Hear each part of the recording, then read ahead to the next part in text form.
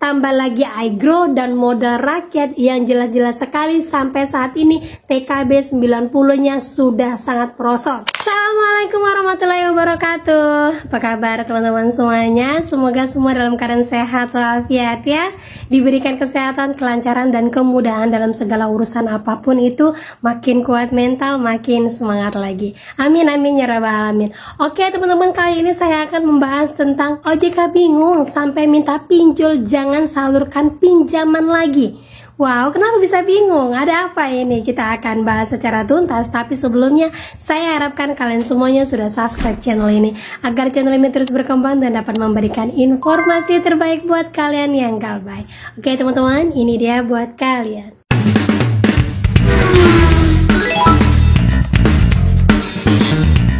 Oke teman-teman semuanya, sebelumnya kita bahas dulu ya, karena saat ini ada informasi yang beredar di mana-mana bahwa semua DC dari Kredit Pintar mulai untuk sebarkan slogan ataupun pamflet ya, di mana-mana di rumah orang yang galbay ataupun di gardu-gardu di tempat nunggu-nunggu siskamling untuk memberitahukan bahwa ada orang galbay di daerahnya.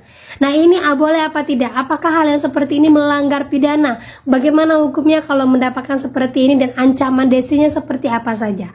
Nah seperti ini bentuk spanduknya teman-teman ya, buronan tulisannya. Dengan kata-kata jam 17 sore ini kami akan pajang foto selfie dan KTP Anda di dekat rumah dan tempat kerja seperti contoh itu. Jika belum bayar hutang di aplikasi kami, akan kami buat satu kampung tahu jika Anda buronan maling duit pinjol. Keluarga Anda akan malu, kami buat malu setengah mati, kami pajang spanduk KTP Anda di tempat kerja.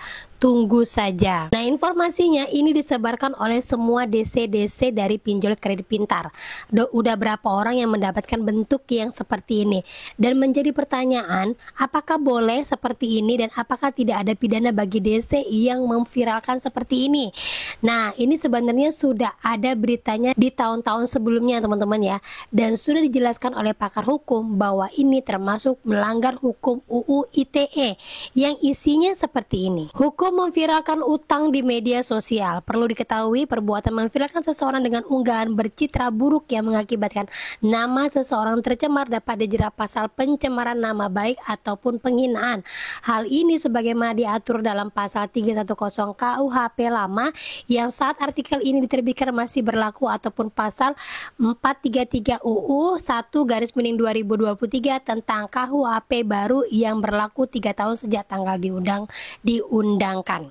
Artinya akan dikenakan pasal UU ITE yang bisa dikenakan sanksi berupa uang dan juga kurungan penjara. Nah itu dia teman-teman ya, jadi jangan khawatirkan kalau yang model seperti ini dari dulu ancamannya sama dan tidak pernah terbukti. Karena apa? Kalau sudah membuatkan pamflet ataupun spanduk yang memberitahukan bahwa ada orang yang belum bayar hutang, itu DC-nya bisa dipidana dan bahkan bisa ganti rugi sejumlah uang untuk memperbaiki nama orang yang sudah dipermalukan dia, baik itu di media sosial ataupun di pamflet-pamflet, itu dilarang dan jatuhnya tetap pidana. Jadi jangan takut untuk ancaman seperti itu, langsung screenshot saja pasal-pasal mengenai pencemaran nama baik jika nama kita langsung dipasangkan spanduk. Nah gitu ya. Nah lanjut lagi teman-teman, sekarang ini ternyata OJK sedang kebingungan. Karena apa? Dilihat dari laporan per 2024 Januari sampai dengan Desember, kan sekarang lagi masa pengumpulan ya, nanti finalnya di Maret. Itu dilihat banyak sekali orang yang bertambah untuk galbay. Nah dari sini semua perbankan diminta untuk berhenti menyalurkan pinjaman kepada pinjol karena saat ini banyak sekali pinjol-pinjol yang berguguran. Nah ini dia informasinya, banyak fintech gugur, OJK minta bankir segera lakukan ini. Nah kita lihat, OJK meminta bank meningkatkan kualitas pengelolaan risiko dan tata kelola pemberian kredit melalui perusahaan Financial Teknologi Peer-to-Peer Lending atau P2P Lending. Artinya meminta bank untuk hati-hati menyalurkan kredit ke pinjol. OJK aja sudah tahu kalau pinjol ternyata paling banyak resikonya. Nah di sini disebutkan Dia melanjutkan bahwa OJK telah meminta bank melakukan evaluasi secara komprehensif terhadap seluruh kerjasama dengan perusahaan pinjol, termasuk menilai kinerja dan kelayakan mitra pinjol, serta memperkuat pengawasan terhadap penyaluran kredit melalui plafon tersebut. Makanya sekarang banyak sekali orang yang ditolak untuk melakukan pinjaman. Bahkan ada juga yang belum pernah sama sekali melakukan pinjol, itu pada saat pengajuan tidak pernah berhasil, karena salah satunya ini dalam hal terdapat peningkatan kredit bermasalah NPL secara signifikan, bank diminta menghentikan sementara penyaluran kredit kepada dan melalui perusahaan fintech P2P lending, serta melakukan evaluasi terhadap model bisnis kerjasama dengan P2P lending. Nih jelas sekali ya, OJK aja ketakutan sama orang galbay, karena sudah dilihat laporan untuk 2024 itu kebanyakan orang yang galbay semakin meningkat. Otomatis di tahun 2025 orang yang berani untuk galbay itu semakin banyak lagi, sehingga OJK langsung wanti-wanti bank untuk hentikan semua penyaluran kredit ke pinjol. Tidak ada lagi untuk menghindari resiko gagal bayar. Artinya OJK sendiri juga khawatir dengan orang yang gagal bayar semakin banyak. Gitu ya. Dilihat lagi, pendanaan perbankan pada Desember 2024 makin mendominasi penyaluran ke P2P lending sebanyak 60%, dan porsinya cenderung meningkat dibandingkan di November 2024 sebesar 59%. Bank digital cenderung mendominasi pendanaan. Artinya, bank digital paling banyak penyaluran dana ke pinjol.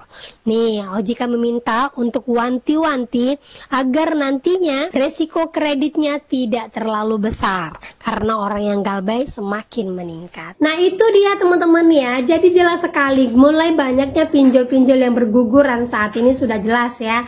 Ada koin P2P yang diminta untuk OJK menyelesaikan semua permasalahannya. Lanjut lagi ada investor yang sampai sekarang pemilik sahamnya belum ketemu, masih beredar di luar negeri. Tambah lagi iGrow dan modal rakyat yang jelas-jelas sekali sampai saat ini TKB 90-nya sudah sangat merosot, sudah tidak menyalurkan pinjaman, sudah tidak ada lagi pergerakan untuk bisnis. Nah ini berefek pada perbankan, yang mana perbankan ini jelas menyalurkan dana kepada pinjol untuk dipinjamkan dan tidak kembali. Otomatis ada dua perusahaan yang rugi, yang pertama pinjolnya, yang kedua ada perbankannya. Jadi buat teman-teman semuanya, sebenarnya ini efek dari gerakan galbay yang sekarang sedang kita jalankan. Jadi buat kalian semuanya, lanjut saja terus galbay, karena kalau bukan dari galbay ini, pemerintah tidak akan tahu, pemerintah tidak akan bisa melihat apakah benar-benar pinjol ini berjalan sesuai dengan yang mereka inginkan. Karena apa? Setiap perusahaan pinjol saat ini melaporkan keadaan yang baik-baik saja demi untuk mendapatkan investor baru. Jadi teman-teman semuanya, di vlog sebelumnya saya sudah sampaikan bahwa sekarang orang yang pinjol itu sudah mencapai angka 2, sekian triliun, yang sebelumnya hanya 1,9, sekarang sudah merangkak naik. Belum lagi nanti per 2025 ini. Jadi tahun ini adalah tahun untuk kalian berani galbay. Jangan pernah gaya lubang tutup lubang, jangan pernah memaksakan diri, apalagi takut untuk DC yang datang ke rumah. Nah, apalagi saat ini banyak yang beredar di mana-mana mengatakan bahwa DC yang datang ke rumah saat ini lebih banyak meminta untuk bayar secara offline. Saya sampaikan sekali lagi kepada kalian, jangan pernah bayar offline, karena sampai kapanpun pembayaran itu tidak akan pernah sampai ke aplikasinya dan hutang kalian tidak akan pernah lunas. Ingat itu teman-teman ya. Nah, itu dia informasi yang bisa saya sampaikan buat kalian semuanya. Tetap lanjut galbay, tetap semangat untuk bekerja, tetap semangat yang belum dapat kerjaan, jangan patah semangat, carilah pekerjaan, mulai perbaiki hidup, jangan pikirkan pinjol, utamakan keluarga dan anak-anak kalian, dan teruslah untuk memperbaiki hidup kalian, karena apa? Tidak selamanya hidup kita akan berada di posisi ini. Gitu teman-teman ya. Nah oke, itu dia informasi yang bisa saya sampaikan pada hari ini. Semoga menjadi mood booster buat kalian semuanya. Akhir kata saya ucapkan assalamualaikum warahmatullahi wabarakatuh.